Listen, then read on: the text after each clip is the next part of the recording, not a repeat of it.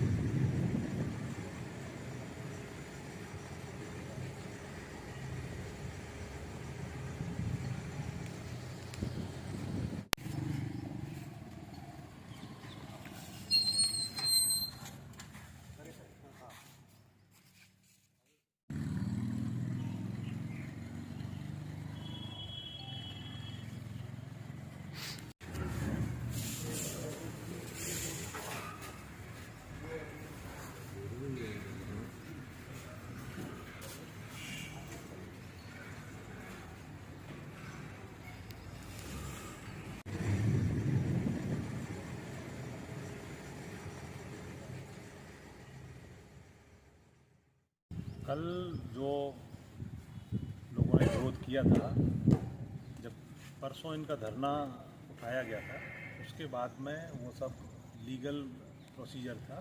उसके बाद कल विरोध का कोई औचित्य नहीं बचता था।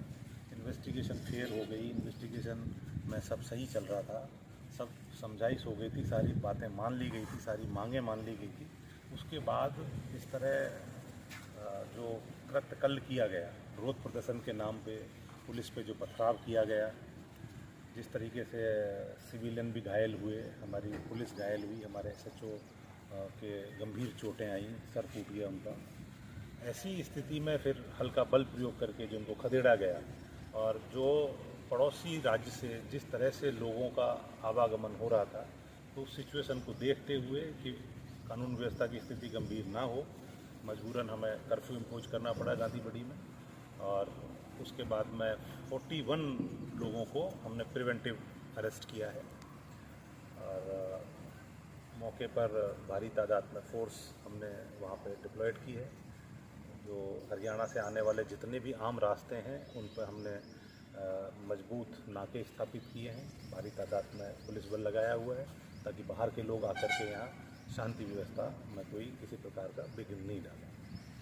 अगर लोग कानून की पालना करते हैं, शांतिपूर्ण तरीके से प्रशासन का सहयोग करते हैं, तो कल जैसी भी स्थिति रहेगी, कर्फ्यू में कुछ ढील देने का प्रोविज़न रहेगा। अगर जो लोग कानून व्यवस्था को बिगाड़ना चाहते हैं, या जो पड़ोसी राज्य के जो लोग हैं, सीमावर्ती जो गांव हैं, जो गौशालाओं में जिस तरह के अनाउंसमेंट ये लोग करते हैं, अगर वो लोग माहौल ख़राब करने की कोशिश करेंगे तो निश्चित रूप से कर्फ्यू को आगे बढ़ाएंगे। मुख्यालय से श्रीमान एडीजी साहब जो रेंज प्रभारी हैं, ए पोनू चमी साहब पधारे हुए हैं। उन्होंने मौके पर पुलिस के डिप्लॉयमेंट की समीक्षा की है, कानून व्यवस्था की समीक्षा की है, और जो दिशा निर्देश हमें दिए हैं उस अनुरूप हम पालना कर रहे हैं। डिवीजनल कमिश्नर साहब पधारे हुए हैं, उन्होंने भी स्थिति की समीक्षा की है। कल जो ग्रामवासी और जो हरियाणा से भी लोग आए थे, उन्होंने प्रदर्शन किया, पुलिस पे, प्रशासन पे पथराव किया, और उसके बाद जो स्थितियाँ उत्पन्न हुई, इस स्थिति को नियंत्रण में लाने के लिए कर्फ्यू इम्पोज किया गया। विभिन्न प्रकार की इमरजेंसी सेवाओं को और चिकित्सकीय सेवाओं को इससे बाहर रखा गया, ताकि आमजन को किसी भी प्रकार की चिकित्साओं में कोई अन्य चीज़ों में दिक्कत नहीं आए। और हमें भरोसा है कि जो हनुमानगढ़ वासी हैं, बादरा निवासी हैं, वो यहाँ की शांति व्यवस्था को कायम करने में हमारा सहयोग करेंगे।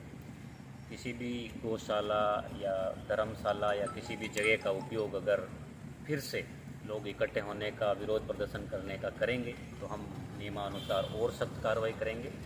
और शांति व्यवस्था कायम रहती है तो कल सुबह से हम लोग कर्फ्यू में थोड़े और रिलैक्सेशन देंगे ताकि लोग अपना दिन प्रतिदिन का व्यापार कर सके, बाहर आ जा सके। लेकिन इसमें लोगों की जो सहयोग है, लोगों के द्वारा शांति बनाए रखना है, वो बहुत ज़रूरी रहेगा। पूरे गांव में एहतियात के तौर पे जाब्ता चप्पे चप्पे पे लगाया हुआ है। और हम आपके माध्यम से भी अनुरोध करेंगे कि जो समाज के बीच में, धर्मों के बीच में सद्भाविकता बनी हुई है, उसको बनाए रखने में अपने को सबको सहयोग करना है। देखिए, गांव के जो मोजिज़ लोग हैं, विभिन्न संप्रदाय है, उनको एक मंच पे लाने के लिए प्रशासन की ज़रूरत पड़ती ही नहीं है, क्योंकि ये हज़ारों वर्षों से साथ रहते आए हैं। मुस्लिम समुदाय के लोग होली दीपावली पे हिंदुओं के घर जाते हैं और हिंदुओं के लोग जो है ईद पर मुस्लिम परिवारों के घर जाते हैं। और ये हमारी गंगा जमनी तहजीब का बहुत ही अच्छा एग्जाम्पल है। ये जो घटनाक्रम हुआ, दोषियों को सज़ा मिलेगी, जिसने भी कानून तोड़ा है उसको भी उसके खिलाफ भी सख्त कार्रवाई की जाएगी। और समाज का एक बहुत बड़ा हिस्सा समझ रहा है कि हमें एक दूसरे के साथ रहना है।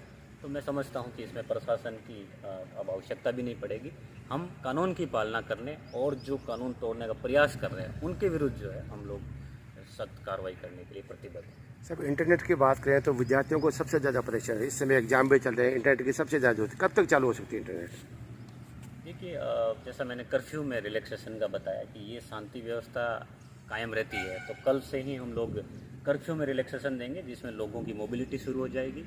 और कल की जो परिस्थितियाँ होगी उसके बेसिस पे हम इंटरनेट की सेवाओं को बहाल करने का निर्णय लेंगे।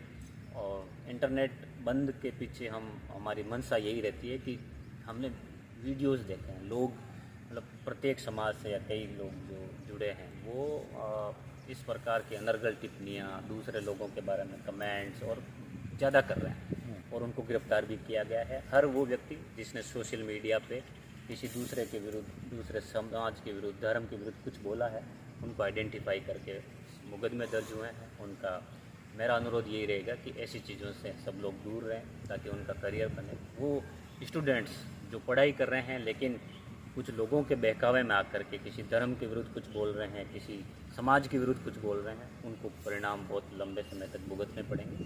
तो लोग सपोर्ट करेंगे, हम जो स्थितियाँ सामान्य करने में